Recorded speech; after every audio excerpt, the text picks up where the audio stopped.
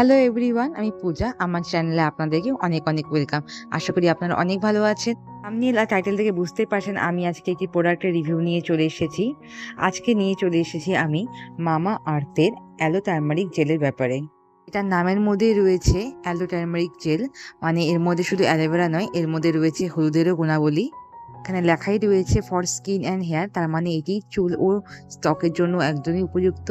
এই প্রোডাক্টটি প্যারাবেন ও silicon free আর ডার্মোলজিক্যালি tested.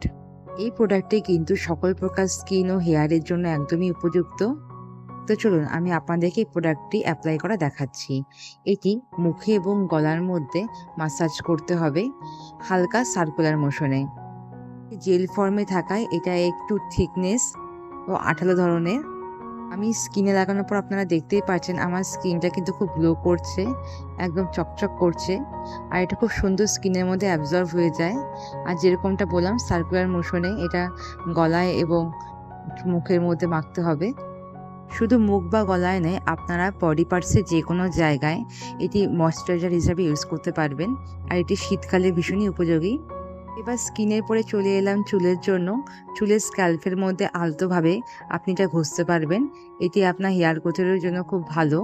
আর আপনাদের চুল যদি একটু ফ্রিজি টাইপের হয়ে থাকে বা চুলের শাইন নেই, তাহলে কিন্তু এটা আপনারা চুলে ইউজ করতে পারবেন। যেমন আমার চুলের আগাগুলি একদম ফেটে গেছিলো, দুমুখ হয়ে গেছিলো। তো আমি চুলের আগার মধ্যে এটা কিছুক্ষণ লাগিয়ে নিচ্ছি, আর দেখলাম যে বেশ চুলে একটা শাইনও চলে এসেছে আর খুব সফটও হয়ে গেছিলো চুলের আগাগুলো। আপনারা ভিডিওতে নিশ্চয়ই বুঝতে পারছেন আমার চুলের আগাগুলো কিন্তু একদমই রাফ ছিল। দেখুন এখন কি সুন্দর একটা টেক্সচার চলে এসেছে। এই মামা আর্থের জেলটা কিন্তু চুল এবং আমাদের স্কিনকে হাইড্রেট করে, আর আমাদের যে ড্যামেজ সেলগুলো আছে চুলের এবং স্কিনে সেগুলোকেও প্রোটেক্ট করে। আপনারা দেখতেই পাচ্ছেন বোতলের প্রোডাক্টটি কিন্তু অর্ধেক আমি ইউজ করে ফেলেছি।